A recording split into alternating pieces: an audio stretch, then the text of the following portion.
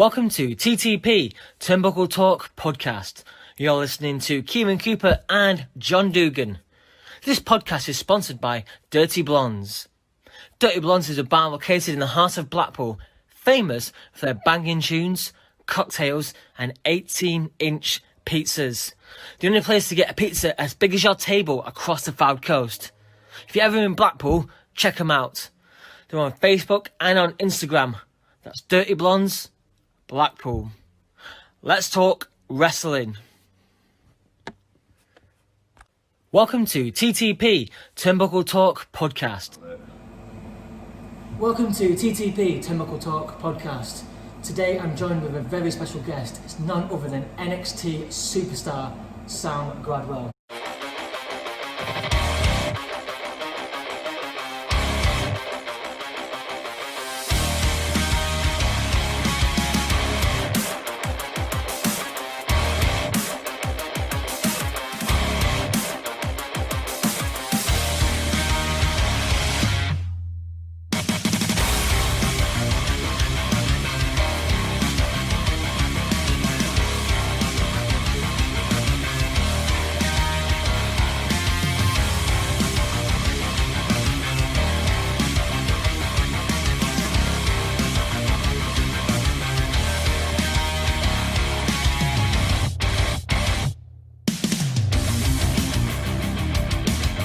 Going, mate? It's good. I appreciate you being here. No worries.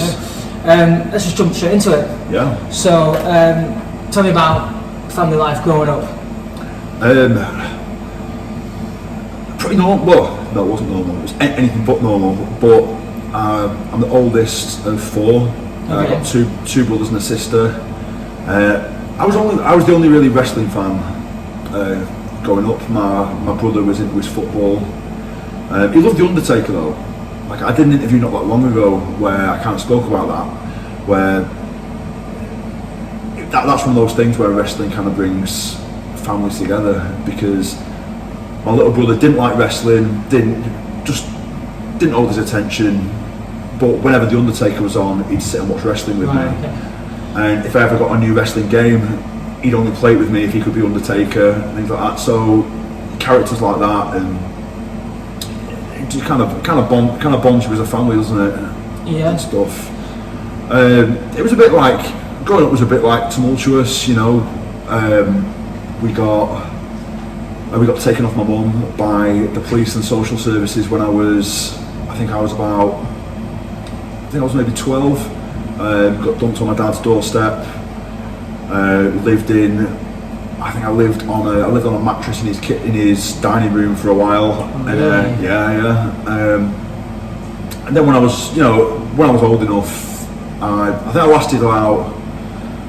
lasted 2 weeks in college, and then I just thought, no, I'm getting out of that. Found a wrestling school in Manchester and never really looked back. Yeah. Tell me about this famous Land Before Time videotape. Yeah. So my granddad used to bring like taped. I'll explain, because probably a lot of your listeners aren't even old enough to remember what VHS is.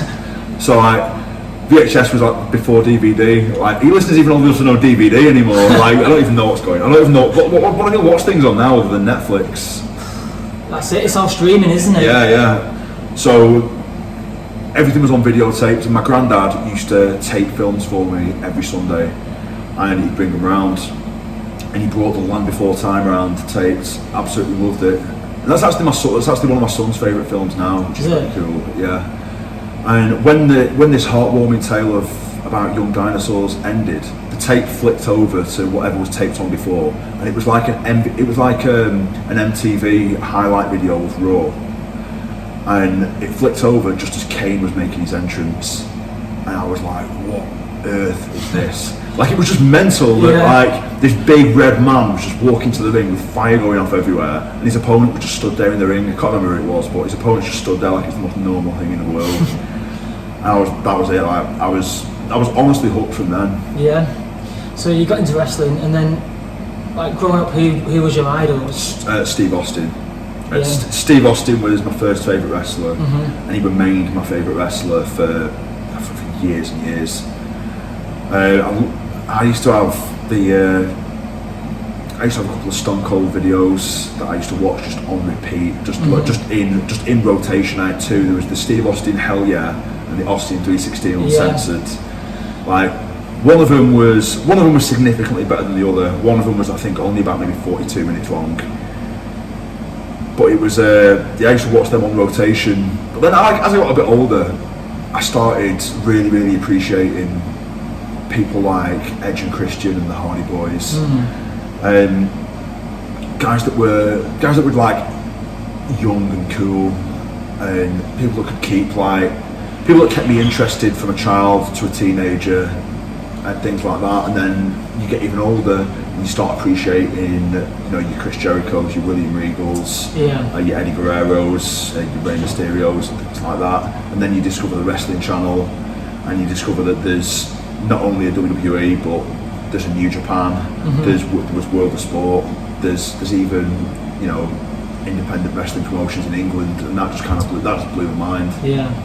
Well, I'm glad you mentioned Austin, because in my research you said that Austin was like the rebel of the class. Yeah. So what was you like in school? Was you the rebel? Was you the quiet kid? I kind of, do you know what? Like by nature, I think I'm quite quiet and reserved until I get comfortable, until you kind of get to know me. Yeah. So I kind of teeter between the two. Okay. But there wasn't.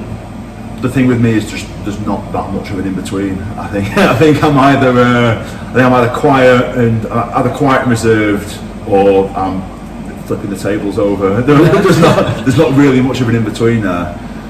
I think as I got maybe, when I was in year 7, I was really quiet and really reserved. I think there was quite a lot going on at home at the time as well. I think it was about that time that things kind of got like a bit mad at home.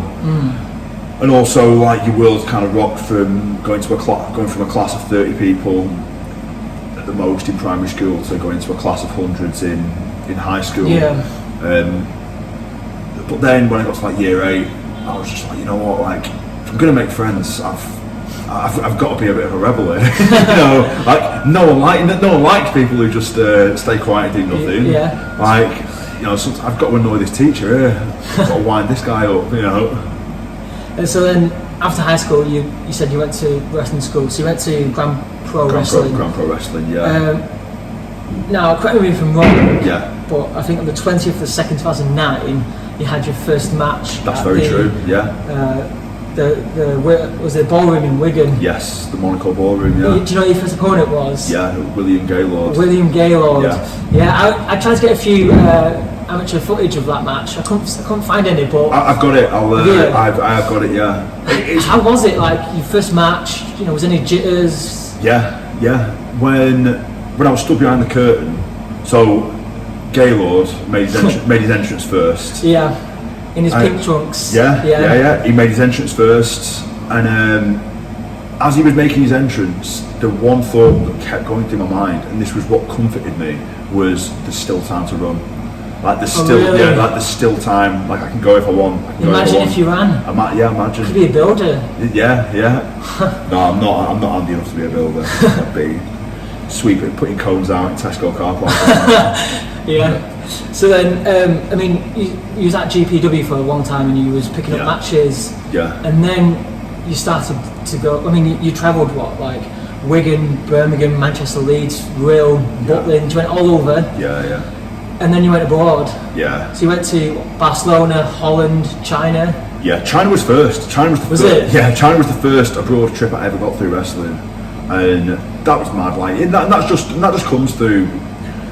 That came through a guy that I made friends with at GPW, a wrestler called. He wrestled as Voodoo.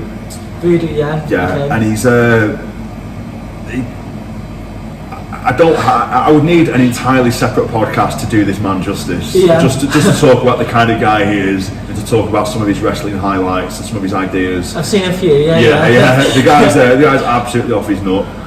But he went to university in Hong Kong. Okay. And when he went over there, he went looking for a wrestling school. He found the HKWF wrestling school over there. Met a guy called Ho Ho Lung, and Ho-Ho was in the Cruiserweight Classic for the WWE. He signed with NXT after that, and then I think he was with NXT for maybe a year or two, and then he asked for his release because his mother unfortunately got really ill, and we travelled back to Hong Kong to sort of care for her, which is obviously a massive shame. But before all that, Ho-Ho Lun was always trying to bring wrestling to Asia, bring wrestling to Hong Kong, bring wrestling to China, and he got in touch with a guy called Paul Wong. Got in touch with him, and Paul Wong he owned a travel magazine in China. Okay. And everything he did, it felt like everything he did was just some sort of weird scam and publicity stunt to draw attention to this travel magazine. He decided to run wrestling wrestling shows in China as a way to advertise his travel magazine. Okay. And he decided he wanted a group of elite wrestlers. It almost reminded me of, you ever seen Pokemon, the first movie? Yeah. When Mewtwo is bringing in Pokemon trainers from all over the world. It kind of reminds me of that. Like he was like this little skinny Chinese drunk Mewtwo. It was just bringing in wrestlers from all over the world. So Ho-Ho Lun asked Greg if he knew. So Greg is Voodoo. Sorry. He asked Voodoo if he knew anyone from the UK that would want to go over. So I was starting work at the gym I was working at in Blackpool about 6 o'clock one morning, and I got a message from him saying, can you send a couple of pictures, a couple of matches to this email address? There's a guy in China that I think might be interested. So I sent the stuff over, and within 24 hours I had plane tickets. Oh wow, really? One way plane tickets. So I was like, when am I going to be back? Who knows? So I was like, yeah, sound. I had to tell my girl. This was like December, so I had to tell my girlfriend at the time that I'm just nipping to China. I'm going to be away for Christmas. Did you miss Christmas? Yeah. Did you? I had Christmas in China, and they just don't celebrate it over there. So that was a bit weird. Yeah, and you was with a lot of wrestlers in China. The first tour was just me, Voodoo, an American wrestler called Cypher, 2 Spanish wrestlers, one called Angel Noor and one just called Bad Boy. He's a great guy, by the way. He is a good friend, but he just went as Bad Boy. Funny story actually about him. He did in his first match there. He made his entrance. And these reserved Chinese people have just never ever seen wrestling before. Okay. So we kind of had a talk in beforehand. We've got to educate these people on what wrestling is. We've got to start basic, start slow. Don't do anything that's going to blow the mind. We've got to just tell them who's the baby face, who's the heel. Keep it simple. Let's educate these people the right way. And he was the heel, and his way of keeping it basic and showing them who the heel was he made his entrance, walked straight up to a woman in the audience and just spat in her face. Oh wow, really? Yeah. She just got up, walked out and never came back. Wow. That's one way to do it, isn't it? Yeah. And he got to the back and we were like, what did you do? You just spat in her face. And he just went, I am the heel. Like, okay then, yeah. So was it a good reception all in all with the kind of the Chinese, It was so. There was about maybe 200 people there, which would have been quite impressive and would have been quite nice had it not been in a basketball stadium that held about 2,000 people. Okay. So it was almost like social distancing. It was almost like a social distancing audience. Right. Okay. Yeah. So it was. The reception was. With the limited audience that we had, the reception was good. It went well enough for them to do a second tour. The second tour, I didn't want to go a second time because it was a bit of a nightmare. Like as fun as it was a nightmare getting paid. Travel was being left to the last minute. The visa situation was getting dangerous. Right. So I sent Zach Gibson instead, just on his own. So he went and did it, and he had a lot of fun, and the amount of fun he had over there kind of made me think, I want to go again. So the third time they asked for a lot more wrestlers, so I was this is with Pete Dunne, isn't it? Yeah. So there was just it's mad to think about it now, but there was me, Zach Gibson, Pete Dunne, CJ Banks, Tim Wiley, Voodoo, John Schuyler, I don't even know what she. I'm sorry, I don't know what she wrestles as now. She wrestles. I think she wrestles as Clara Sinclair now. She's married to Jack Gallagher. Okay, yeah. And there's a woman. There was a woman called Pollyanna. There was just a real and there was obviously Ho Ho Lun as well, and some wrestlers from China that are doing well now. There was a real unique and almost like all-star cast of characters there. But this time we weren't advertising a travel magazine. This time we were advertising. This time we were advertising a brothel. But we didn't. We didn't know this. So we're just wrestling in the lobby of a hotel. They've knocked down a fountain to build the ring over it. So we got to the hotel where we're going to be wrestling, and there's this big fountain there. And we say to the promoter, like, "Oh, where are we going to be wrestling?" He goes, "Oh, just there."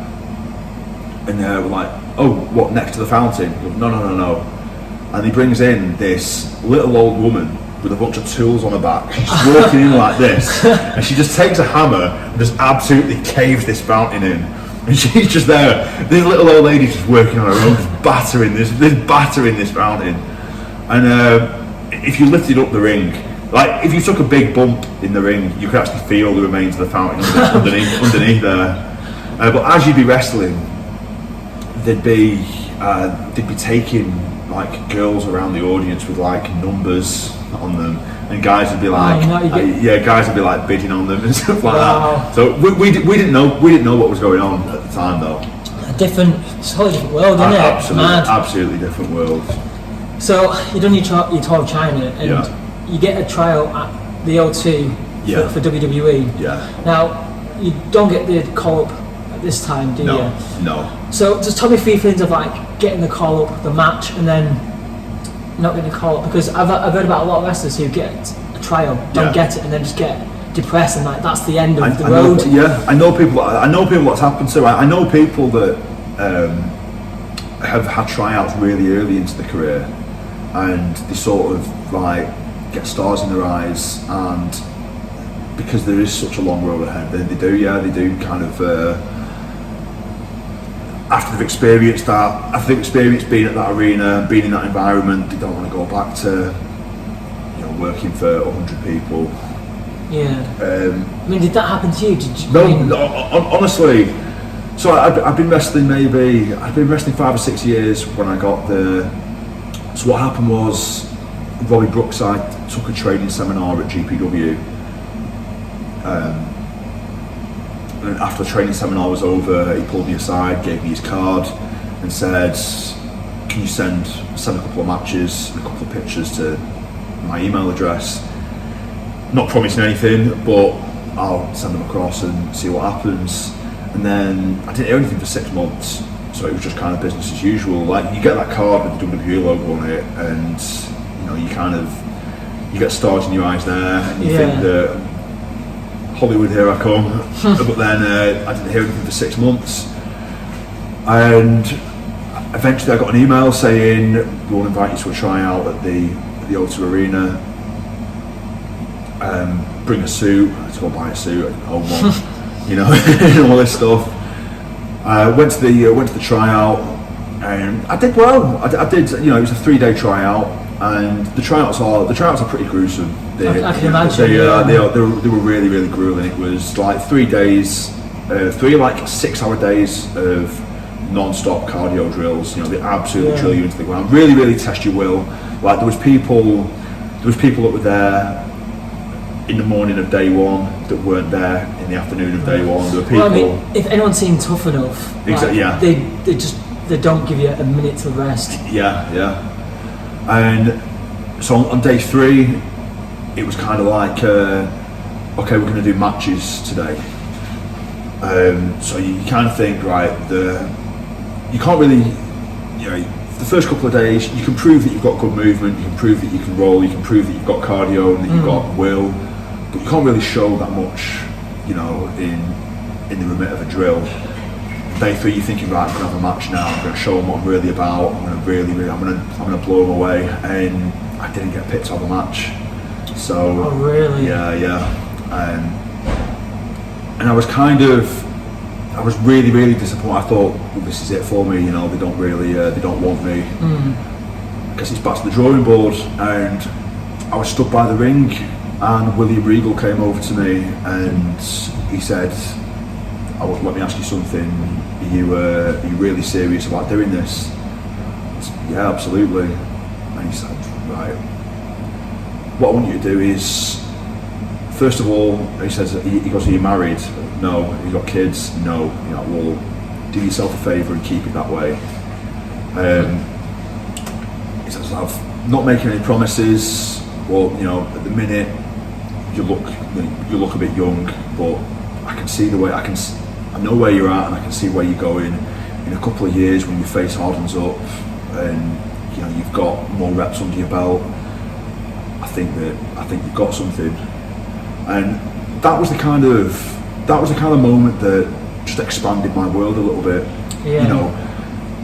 Because it's one thing wrestling for like small independent companies in the northwest of England and getting good crowd reactions and being told by someone who has only ever done what you've done, that you're doing well and that you've got something. But when someone in that position, and someone who's been all over the world, and someone that is scouting for the biggest wrestling company in the world says, I think you might have something, your world just kind of opens up, and you kind of think, well, the peak that I thought was possible isn't the peak anymore. That's just, my world is just massive now. Yeah. The possibilities are endless, kind of thing.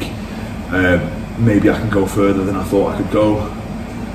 And after that, so he put me in touch with Marty Jones. He put me in touch with a guy from Blackpool called Peter Thompson, who gave me piles of old British wrestling DVDs. He said, don't learn to be an American wrestler, because if they want an American wrestler, they'll get one from America. Learn to be a British wrestler, and that'll be, that's gonna increase your chances of them forking out for a visa. That's gonna make them justify bringing you over to the States and things like that. And I kept in touch with William Regal. Whenever I'd have a match I was proud of, I'd send him that. If ever I had new pictures, I'd send him that. And he kept bringing me, every time WWE would tour over here, he'd bring me back for another tryout, or he'd bring me back for extra work. Or there was one time that I was the guy that demonstrated the drills at the tryouts. Okay. He really was sort of really instrumental in my career from that point on. And you finally get the phone call. Yeah. Offering them legal. Yeah. Did you know it was coming? No. For the NXT UK Championship? No. I had an argument with my missus the night before, and I'd gone to stay at my nana and granddad's, and I woke up at about 7 in the morning, went and sat on the toilet, and my phone just went, and it was an American number. And I think any wrestler will tell you that when an American number starts ringing your phone, like, you start getting, your heart starts pounding. So I answered it, and it was William Regal. And I'm there sat on the toilet, and my nana was outside the door going, "Sam, how long are you going to be in there? How long are you going to be?" And I'm like, "Just a minute, Nana." I was like, "Are you okay?" And he just said, "We've got something coming up that I think you'd be suited for. Do me a favour in the meantime, while we get it worked out, don't sign a contract with anyone else, because we want to use you for this thing we've got coming up, and that was basically how it was phrased. We've got something coming, and we want to use you for it. And then it came up that they were going to do these new developmental contracts. Then there was a UK Championship tournament, and then all of a sudden you're doing house shows for WWE. Then NXT UK is a thing, and it's just kind of been one thing after the other. It's just kind of snowballed into what it is now. Yeah, and when NXT came to Blackpool, when it was coming, like it was huge. Like I remember at the time just thinking, oh my god, it truly like felt like the beginning of something. Yeah, it was the totally like being from Blackpool as well, and the fact that it took place 2 minutes from where we are right now. Like it really felt like the talk of the town. Like it was. It was just it was one of those things where like I went from a guy from Blackpool that did a bit of wrestling to like getting recognised, walking, you know, even homeless people were recognising me, you know. Really? Yeah, so it was like, you know, it was like every paper, every poster, like every bit of media, because I was from Blackpool and it was coming here, like I was on. So it was a really, really cool, really, really exciting time for sure. And I just want to talk about Blackpool for a minute.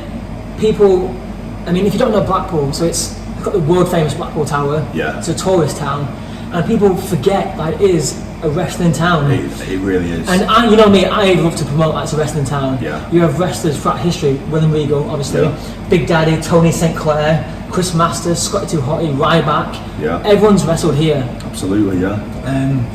And yeah, Blackpool's just a special place. I couldn't agree more. It's kind of like, I feel like it lost that for a while.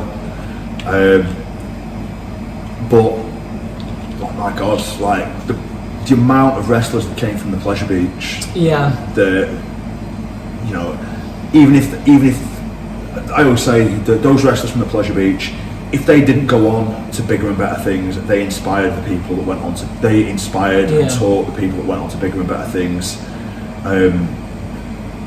But Blackpool really, I can't imagine what the British wrestling landscape would look like without the Blackpool wrestling scene, without a doubt. And if you ever read William Regal's book, it's just full of just these quirky and funny stories about Blackpool. Yeah.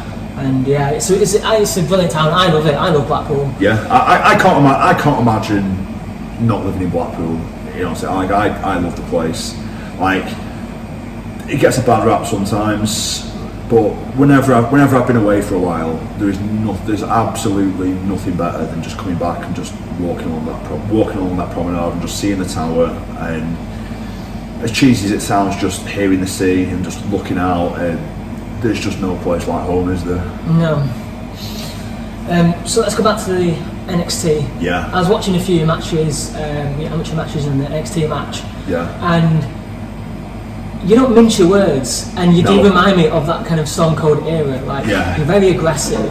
Yeah. And I was watching some of like you have a beautiful butterfly suplex. You have the European uppercut. Yeah. Your style is very aggressive, but you have so much in your arsenal as well. You can tell you've obviously picked up a bit from everything.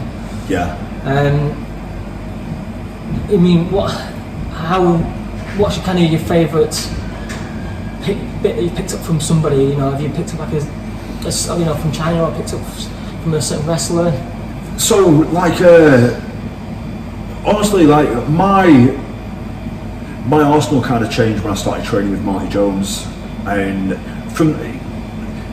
if you look at me before I met Marty Jones, I was trying to be an American wrestler, right. and just that's not. You can kind of like.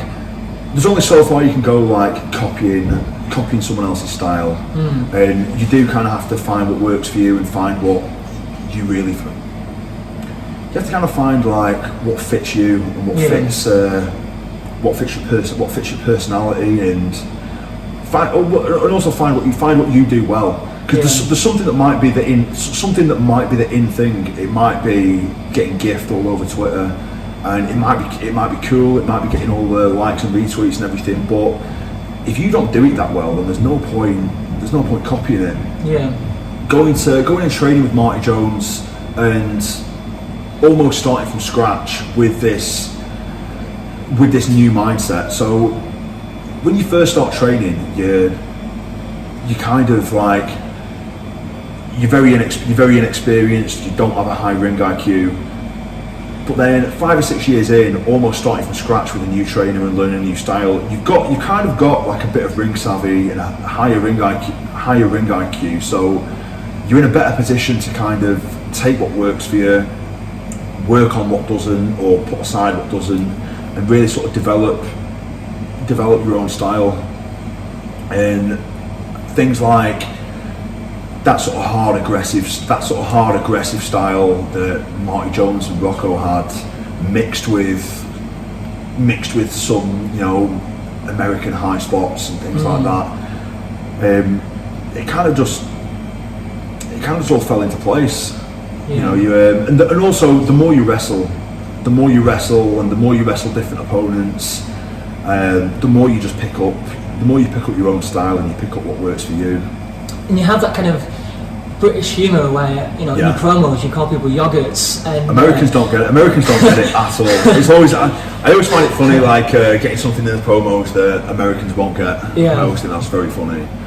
And I also like, if something makes me laugh, then I just think someone else out there has got to find it funny. Yeah. So I love it. I love the promos. Yeah. Yeah. If it makes me laugh, if it makes my friends laugh, if it makes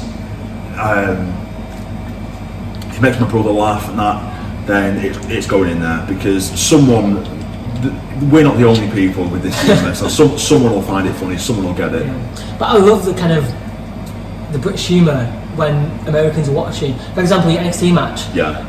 Was it Huxley? Yeah. They was all chanting Jesus. Oh yeah. And yeah. I don't know if Americans kind of got it, but it was a great soundtrack. It was very funny. It was very, like, it wasn't funny it wasn't that funny at the time, because we're just there. We're there trying to be serious wrestlers and have this serious match, and the audience are chanting Jesus. And then it was like, what do we do? Like, you know, what do we do here? Like, it was, considering it was like your WWE debut. Yeah. It was a little bit distracting, but it was very funny. Yeah. Like, as soon as the "Let's Go Jesus Sucks" started, I was gone. Then I was like, what on earth is this? Like, like, no one cares what we're doing anymore. Like, they're just having fun, which is obviously nice. It is funny. It's very funny to watch that back and just watch me trying to be serious and to keep a straight face while they're chanting Jesus sucks. Yeah, it's just a bit of humour, you know. Like, we love the wrestling, but we love to make our own soundtrack. That's just absolutely, yeah. So, who would you want to wrestle now? Everyone. I've been out for 2 years with. I've had 2 knee surgeries. I had a broken jaw. Obviously, you saw me a few weeks ago. I came in and tried to eat a pizza and couldn't even chew. And I just want to wrestle. I want to wrestle everyone. I want to wrestle as much as I can. Every opponent, and I just want to climb the ranks in NXT UK. I believe that I can be one of the top boys there. I agree. I think you definitely have everything in there to be the top superstar, 100%. Yeah, it's. I believe I can do it, and now it's just a time of. I think now is the time. I've had 2 years out. I've been watching these boys at NXT UK from 7 different camera angles for the last 2 years. You know, I've seen the hairs on the nostrils. It's disgusting. You know, and I'm ready to get in there now. I'm just ready to do it. So, I mean, going back, you've gone from kind of a bit of a turbulence childhood to going to Manchester to train, to China, to Holland. What is the future for Sam Gradwell? So we're back taping NXT UK at BT Sports Studios now. I have had my first matches back. They haven't they've not aired yet. They're going to air very soon. the aim would be the aim for me now is the aim fight. This is the brilliant thing about WWE and the brilliant thing about wrestling is it's constantly changing, it's constantly morphing and expanding. So my aim 5 years ago isn't what my aim is now, because my aim now didn't exist 5 years ago. I want to take NXT UK, make it as good, make it as popular as it can be, because this really is our brand. This is our brand, and this is the future of this is the future of British wrestling, without a doubt. Absolutely. Once the current climate is, once the world has restored to some sort of normality, we want to get people into that BT Sports studio. We want to make it our version of Full Sail. We want to do takeovers, pay-per-views, and then I want to go from NXT UK to NXT to Raw to SmackDown to WrestleMania, and take this as far as I can take it. Yeah, and I think, like I said, it's a matter of when. Yeah. I feel like since I was 18, I've had a lot of potential, but having a lot of potential takes you only so far. I'm nearly 30 now. The time for potential is done. It's the time to just do it. Yeah. It's time to be everything that everyone said I could be.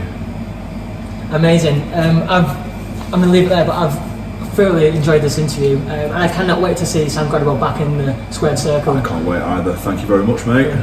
Thank you for listening. This has been TTP with the amazing NXT superstar Sam Gradwell. Thanks a lot, guys.